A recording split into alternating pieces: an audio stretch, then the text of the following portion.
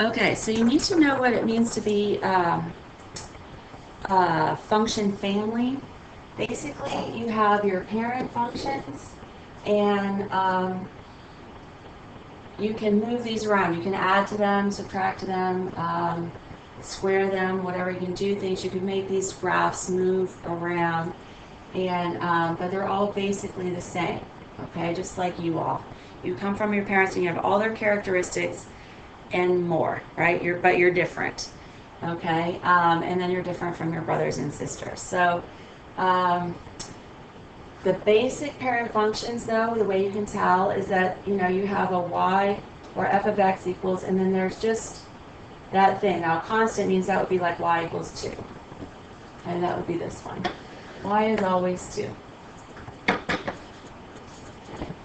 Linear function is to the first power. X is to the first power. And so that looks like a line. It has the word line in it. That's what you studied in Algebra 1. And then we just finished talking about absolute value functions. So if you just have an absolute value of x, there's nothing added or subtracted or in front, no other numbers or things, then that would be a parent function.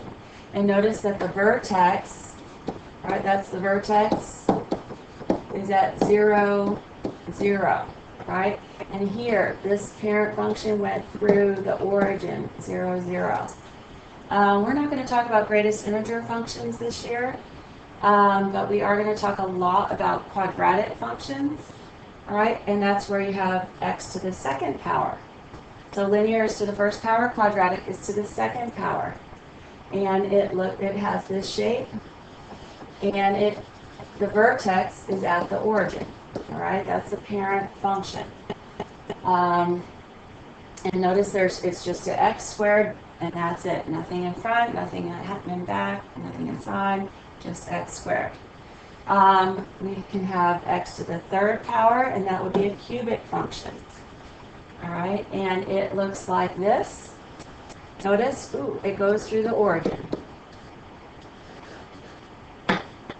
Okay, and then you can have, this is actually x to the 1/2 power, but we write it as a square root. All right, and so there's your square root function, and notice it's just kind of this like crazy eyebrow, crazy ray thing. Goes on forever like that. And then we have a cubed root. All right, that's x to the 1/3 power, and it looks like this. But notice, origin, origin. And these are the parent functions. There's nothing else going on. All right, very little going on there. They're just your basic function. Exponential function. All right, we talk about like how the rate of bacteria growing. It's exponentially.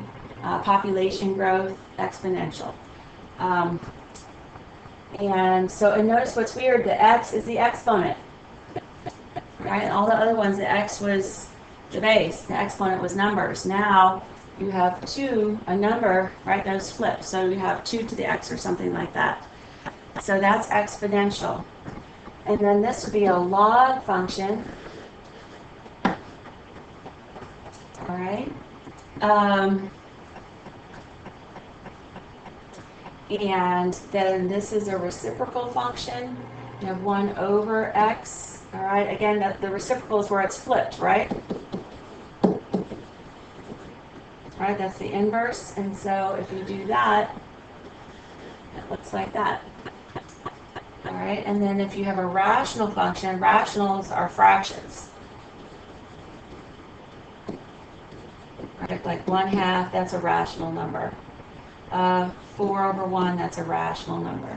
If you can write a number as a fraction, it's a rational number. So for a rational function, and what happens is you have when you divide, you can't divide by 0, so you end up with this craziness here, and that's why you end up with the craziness here.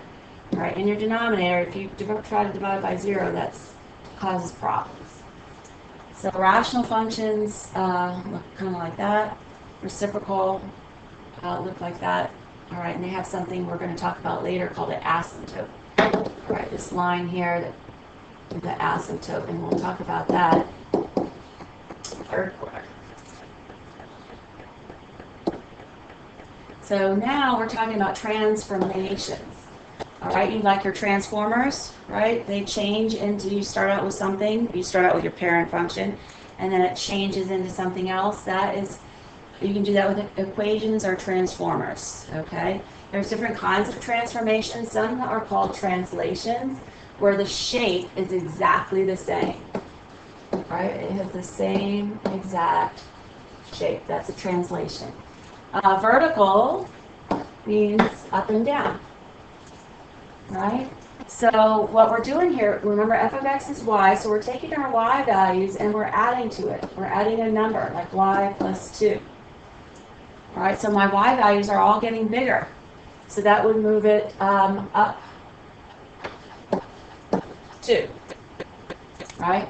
Or we would say up k, whatever k is.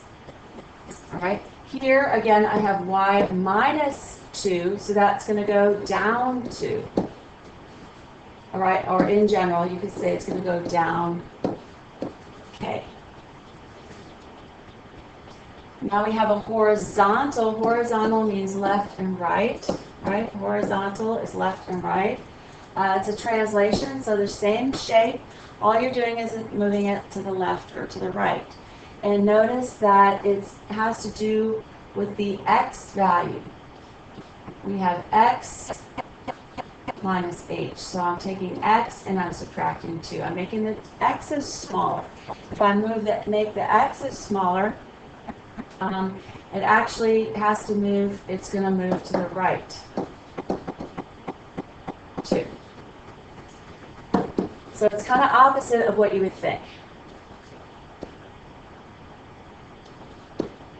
Well, we'll just say opposite.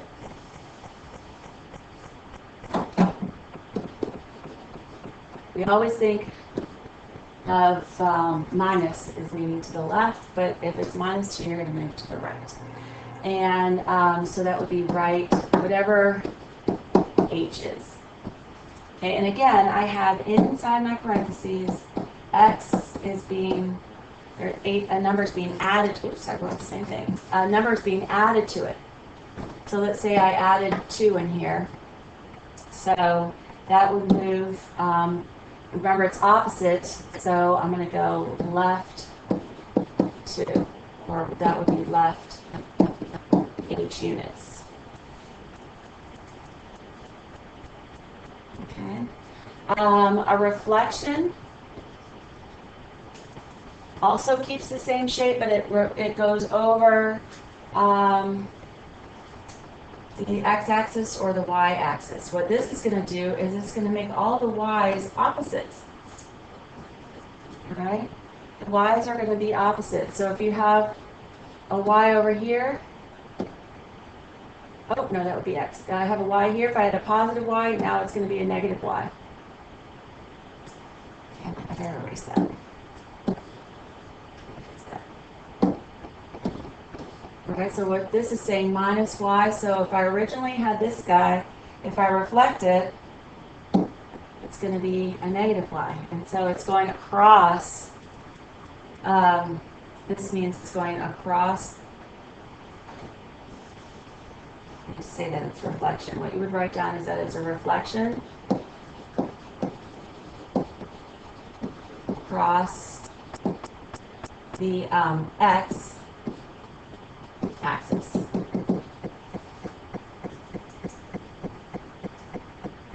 Okay, so if it's in front of the y, right, if your y's are flipping, it's going across the x, right, that's my x-axis. Now here, my x's are flipping, all right, so I have a negative x in here, right, and so here's my coordinates. So if I have a point, my original point was right here. Oh, let me get that blue.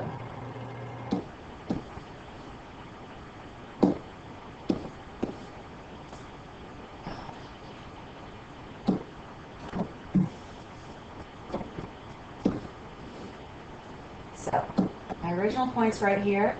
And now I'm reflecting, I'm making the x be opposite, right? The opposite x. So that would be over here, right? Because this is a 1, 2, 1, 2, right? This is a positive x and this is a negative x. So it's reflecting across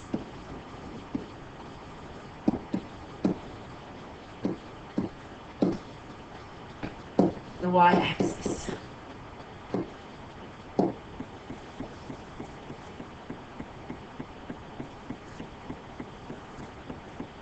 Okay, so if it's in front, right, it's across the x. If it's inside, it's across the y. And this takes practice, and we are going to practice a lot all year. So now we have a vertical stretch. All right, so this is a transformation because you're changing it, you're transforming it, but it's not a translation because it's going to change the shape. All right, it's going to make it skinnier. All right, if you stretch it, all right, if you put a number in front, if I have 2 times f of x, all right, then that's going to be a stretch. And it's going to make it skinnier.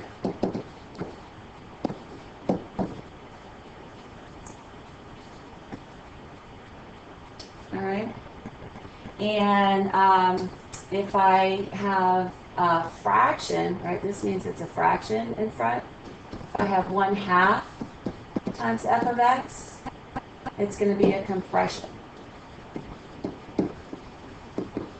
All right, so fraction, if you see a fraction in front, that's going to be a compression. Fraction, compression, kind of sounds the same. All right.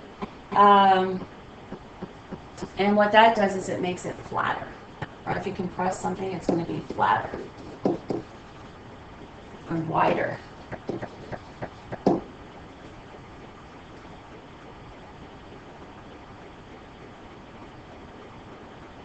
Okay.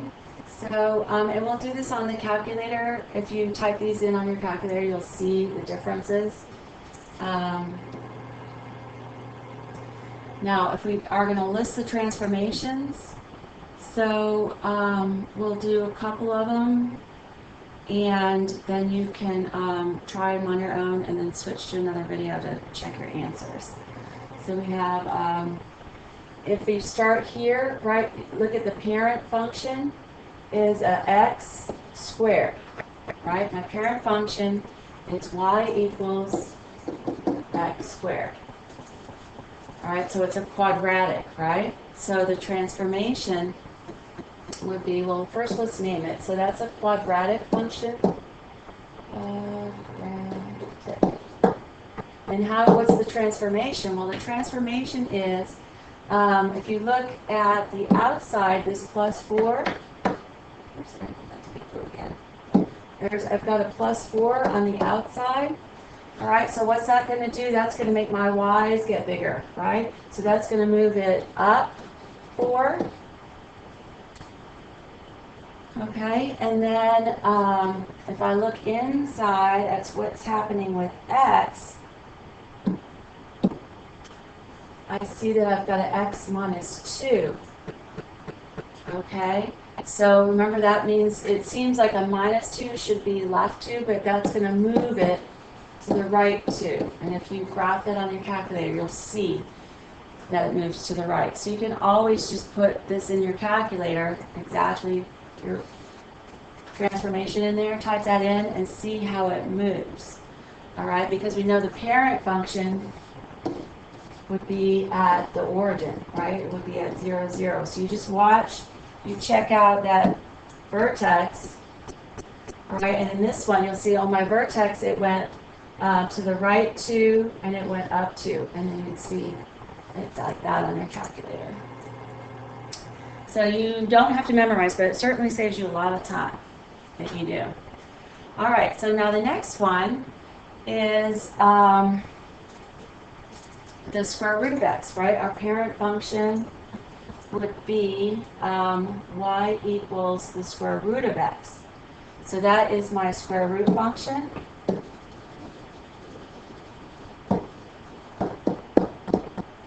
This is y equals the square root of x. That would be the parent function. So what happened to that parent function? Two things. All right, and we'll start out here with the minus 4. All right, so that's going to move it down 4. So that's going to go down 4. And then there's nothing inside with the x, so it's not going to go right or left. But we do have this number out front, right? We have the 2. It's multiplied, right? The 2 in front of it, so it's times 2. Is that a fraction? No. So that would be a stretch.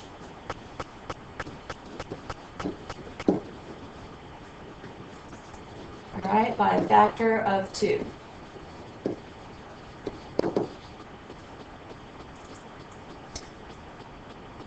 So here, and all right, we'll just leave it like that. And so now g of x, you look for your parent function there, because that's kind of your base. I've got y equals, oh, and I've got the absolute value, right? The absolute value of x. Okay, and we're going to look at what's going on in there. There's 3 things added. I've got the plus 4. Okay, so let me see what that plus 4 is right here. And it's inside the absolute value, right? It's inside, so that's going to be horizontal. All right, remember horizontal is x is always the opposite, so it's going to be, well actually, so this was the absolute value function. And it's going to go positive, I think, right, but oh, this is always the opposite, so I'm going to say left 4. Okay, and then I have this minus in front of the x, right, inside. I have this minus right inside, so that's going to make my x's switch over, right? The x's are going to switch over, so it'll be like this, from here to here, so that's across, so that's going to be a reflection. The negative is always a reflection. And if I'm going from here to the opposite x's, that would be across the y-axis. Okay, again, it's kind of like opposite. Like this, usually inside has to do with the x's, and so it's across the y-axis. That might help. I don't know. So then we have the 1/2. We have a fraction in front, right? And remember, fraction sounds like compression, so I'm going to say compression by a factor of 1/2. And those are the transformations. Okay? And then you just continue on like that. And like I said, you can put this function into your calculator and see how the vertex moves. And that will tell you if you are on the right track with your answers. Okay, good work.